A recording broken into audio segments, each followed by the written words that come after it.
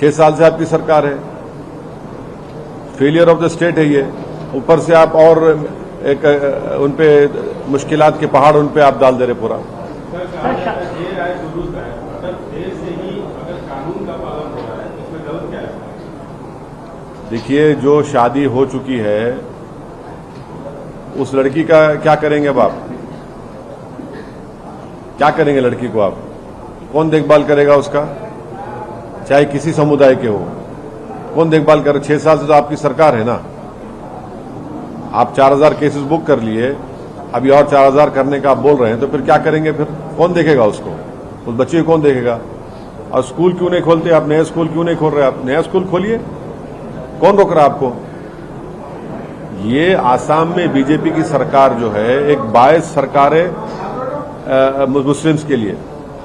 अपर आसाम में इन्होंने लैंडलेस लोगों को लैंड पट्टा दिया। लोअर आसाम में क्यों नहीं दे रहे भैया? दीजिए ना लोअर आसाम में, आप एविक्ट कर दे रहे हजारों की तादाद में लोगों को। सर, पार्लियामेंट का सेशन भी चल रहा है और आप खुद एक लॉ मेकर हैं, क्या इस इशू को आप उठाएंगे संसद में, और आपके हिसाब से इसका सोल्यूशन क्या होगा? पार्लियामेंट चले तो ना, पार्लियामेंट चलेगी तो बहुत से मुद्दे उठाने के हैं। हम तो चाह रहे हैं कि पार्लियामेंट चले। हमारी पार्टी ये चाहती है कि लोकसभा में प्रेसिडेंट एड्रेस के ऊपर डिबेट हो, तो बहुत से हम सब चीज मुद्दों को उठा सकते हैं। पार्लियामेंट ही नहीं चल रही ना, सरकार चाहती पार्लियामेंट चलना और अपोजिशन बोल रही है, तो सरकार को तो फायदा हो रहा है उसमें। पार्लियामेंट नहीं चल रही तो बच जा रहे हैं वो। आपके हिसाब से क्या होना चाहिए सर? क्या किस तरीके से कॉमन ग्राउंड पर पहुंचे और पार्लियामेंट चले? हमारा मानना यह है कि अगर पार्लियामेंट नहीं चलती है तो उससे नरेंद्र मोदी सरकार को फायदा मिल रहा है, वो भाग रही है, उनको फायदा होता है। उनसे सवालात हम नहीं पूछ सकते, उनको एक्सपोज नहीं कर पाएंगे, तो पार्लियामेंट चलनी चाहिए। सर, आसाम के सीएम ने एक और बयान दिया है कि बाबरी मस्जिद आक्रांता था, उसने हमारे मंदिर को तोड़ के वो किया, फिर हम लोगों ने उसकी जगह पर मंदिर स्थापित कर दिया, तो क्या? भारत को जब आजादी मिल गई अंग्रेजों की 200 साल की गुलामी के बाद, और उस आजादी की लड़ाई में संघ के लोगों ने कोई हिस्सा नहीं लिया था। 6 दिसंबर 1992 को बाबरी मस्जिद को किसने तोड़ा? वो बोले। और सुप्रीम कोर्ट ने इसको क्या कहा था? उस डेमोलिशन को एक एग्रीगेस एक्ट कहा था, अनलॉफुल एक्ट कहा था। ये फैक्ट है। और जब कोर्ट में केस चला तो कोर्ट एक अजीब फैसले पे आ गया, लोअर कोर्ट के, किसी पे जो एक्यूज थे सबको बरी कर दिया, और ये मोदी सरकार उस पर अपील भी नहीं करती। 6 दिसंबर 1992 को सुप्रीम कोर्ट को जाकर इन्होंने कहा था कि हम हाथ नहीं लगाएंगे मस्जिद को, आपने डिमोलिशन कर दिया, और जितने एक्यूज थे वो पूरे बरी हो गए, आप अपील भी नहीं करते। तो 6 दिसंबर 1992 को बाबरी मस्जिद को शहीद किया गया था, और आजादी मिलने के बाद रात के अंधेरे में चोरों की तरह मस्जिद में घुसकर उस पर कब्जा किया गया, और उस वक्त के डीएम नायर साहब ने पूरी मदद की उस मस्जिद को सील करके, और बाद में वो कलेक्टर साहब नायर साहब जनसंघ से एमपी भी बने। ये उसकी हिस्ट्री है। नहीं, ये इसका डेमोलिशन उस जगह पर, जिस जगह पर बाबरी मस्जिद बनी, सुप्रीम कोर्ट ने कहा कि कोई मंदिर को डेमोलिशन नहीं किया गया था। ये झूठ बोल रहा है चीफ मिनिस्टर। ये उसको सुप्रीम कोर्ट जजमेंट पढ़ना चाहिए। झूठ बोलने के आदी हैं। कहां कहा सुप्रीम कोर्ट ने कि मंदिर तोड़ी गई थी?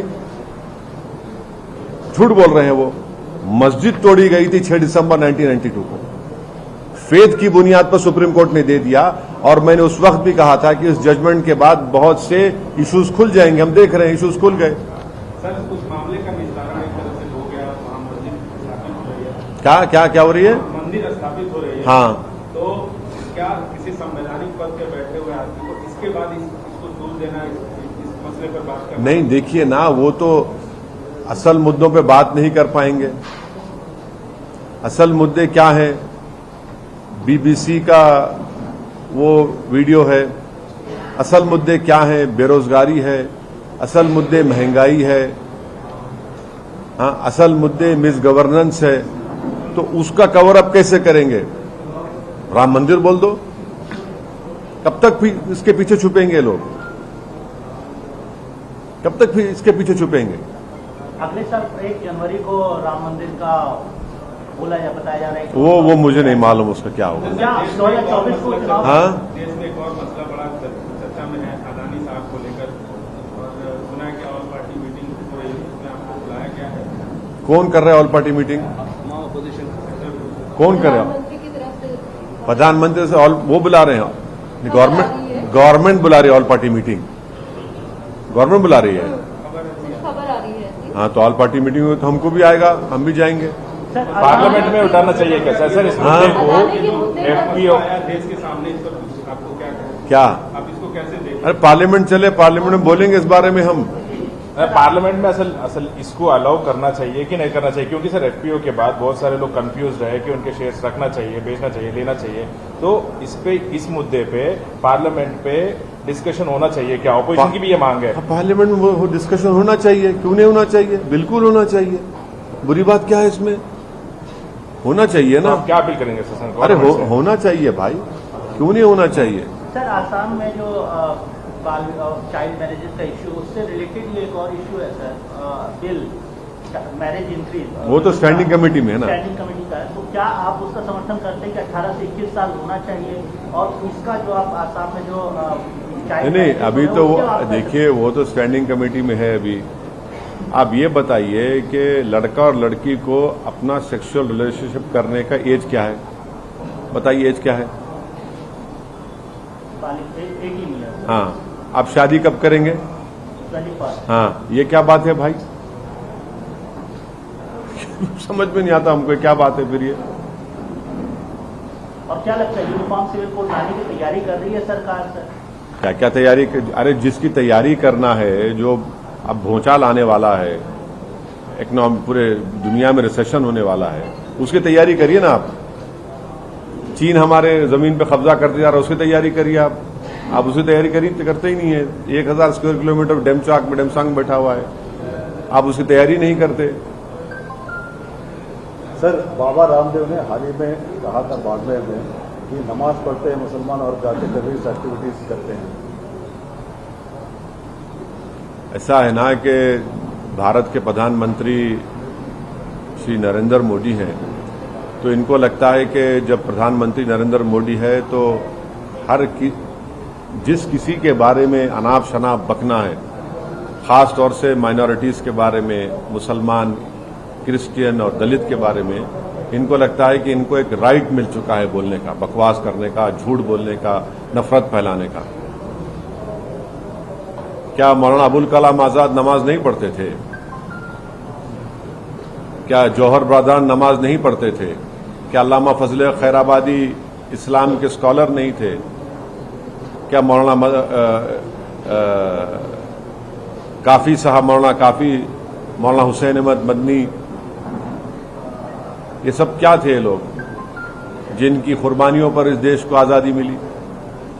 तो इस तरह की बात करके ये तो हर थोड़े दिन को इनका एक ही मकसद है कि मुसलमानों की तौहीन किया जाए।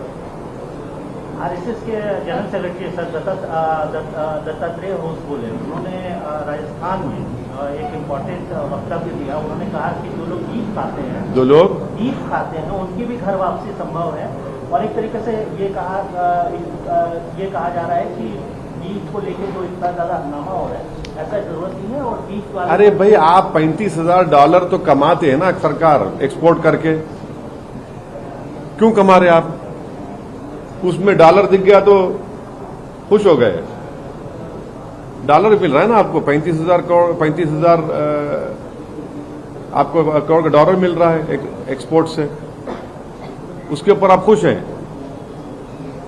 और फिर यहां पर अच्छा नॉर्थ ईस्ट में आपकी सरकार है, वहां जाकर बोलिए। इनको ये बात राजस्थान में क्यों बोल रहे हैं? नॉर्थ ईस्ट में जाकर बोलिए ना, गोवा में बोलिए, आपकी सरकार है, वहां जाकर बोलिए ना।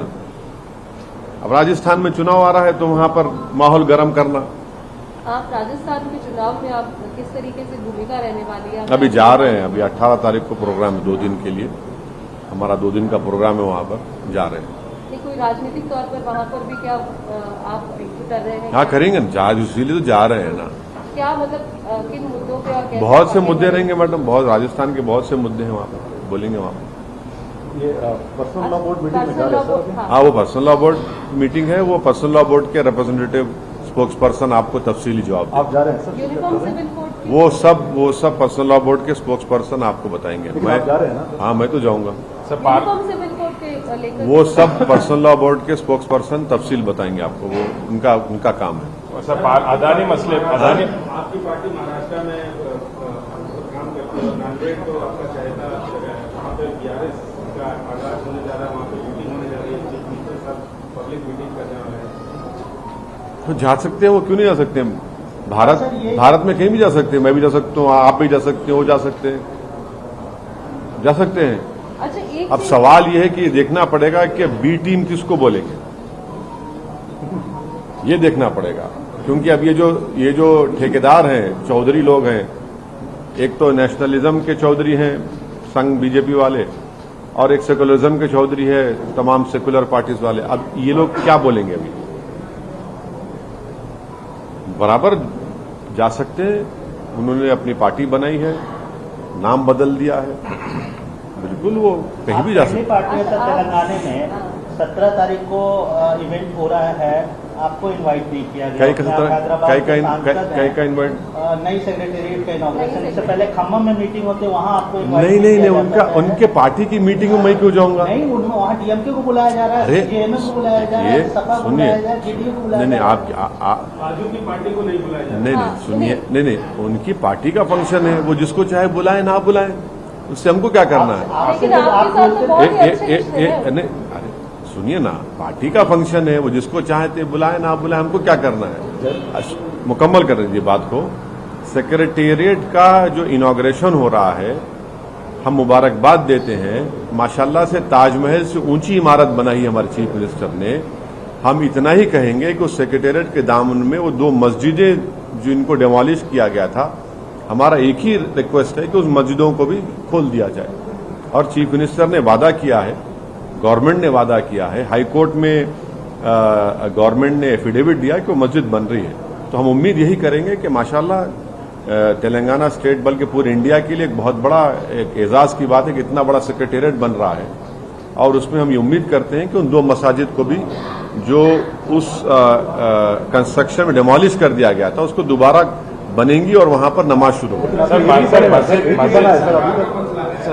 पार्टी का अपना नहीं है और आप शहर के एमपी, हाँ आपको निमंत्रण मिलना चाहिए।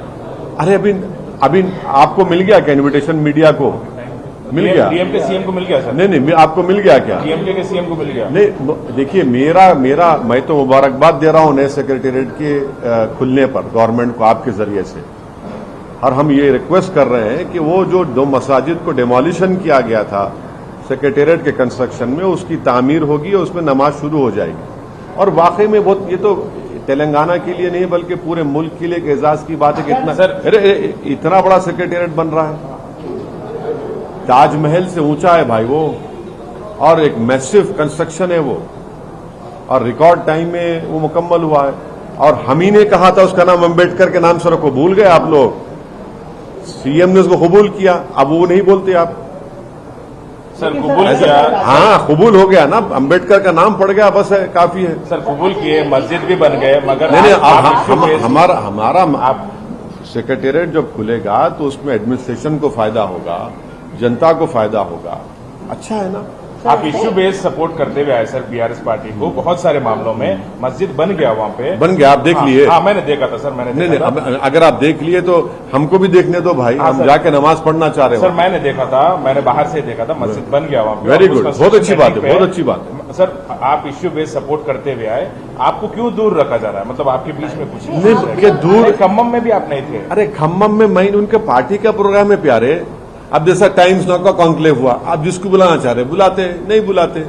आपका हुआ, एबीपी का हुआ, आपका इंडिया टीवी का हुआ, जी का हुआ, आपके हेडलाइंस टुडे का हुआ, जिसको बुलाना चाहते बुलाते, नहीं बुलाना चाहते नहीं बुलाते। नहीं, नहीं, लेकिन ऑल आपके इंडिया दोस्ती मजलिस वैसे इत्तेहादुल दूसरी अच्छा मुसलमीन है। है, वैसी भारत राष्ट्रीय समिति है। हाँ, बिल्कुल है। दोनों ऑल इंडिया है। हाँ। तो ऑल इंडिया की पार्टी बुला रहे हैं, तो आप तो नेचुरल अलाई हैं उनके। अरे नहीं बुलाए तो मैं क्या करूं भाई, मेरे को क्या करने का है? मैं अपनी दुनिया में खुश हूं। अब वो उनके पार्टी का प्रोग्राम है, अब आप समझा करिए बात को। मैंने वो ठीक है। जैसे क्या सपा ने ऐसा उत्तर लग रहा है प्रदेश में आपसे दूरी बनाए रखी, आरजेडी में बिहार में आपसे दूरी बनाए रखी, हाँ। यहाँ पर बीआरएस आपसे दूरी बनाकर रखी है, तो बीआरएस और उनमें क्या difference? आप दोस्त बोलते नहीं लेकिन नहीं वो दोस्त नहीं नहीं नहीं, कर हाँ, रहे, सर। देखिए हम जिसको दोस्त बोले दोस्त बोलते रहेंगे, और जिसको अपना दुश्मन समझे माने पॉलिटिकली अपोनेंट समझे उसको पॉलिटिकल अपोनेंट समझते हैं।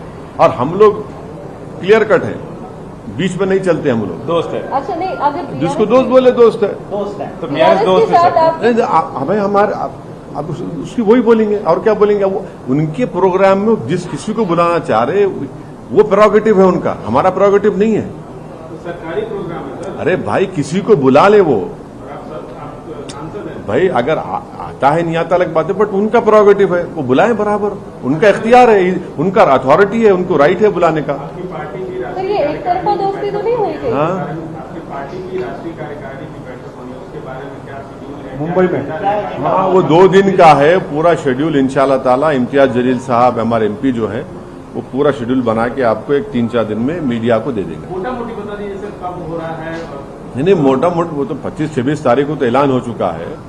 उसमें पूरे हमारे जितने एमएलएज हैं,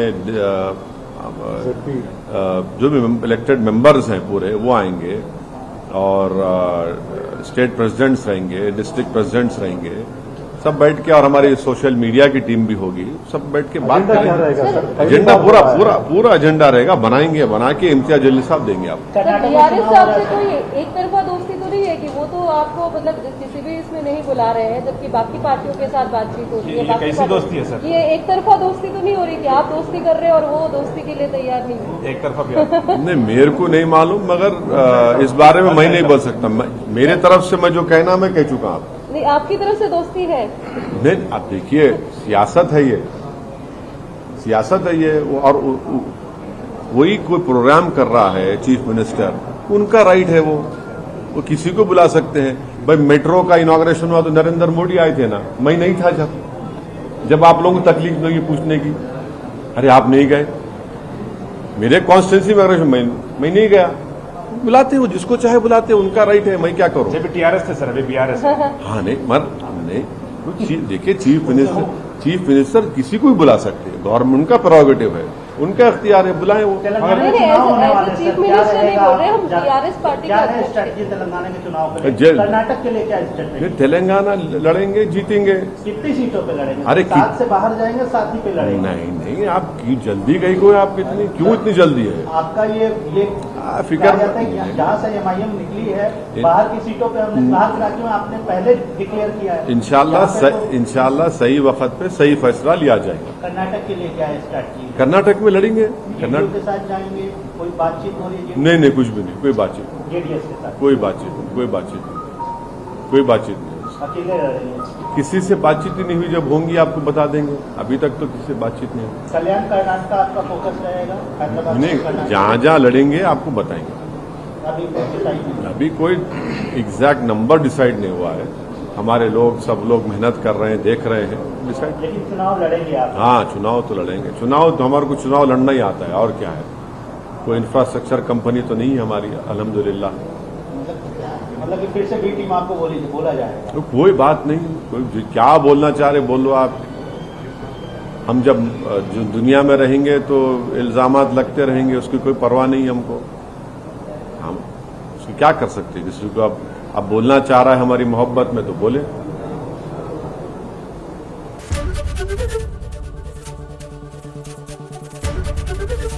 एबीपी गंगा, खबर आपकी, जुबान आपकी।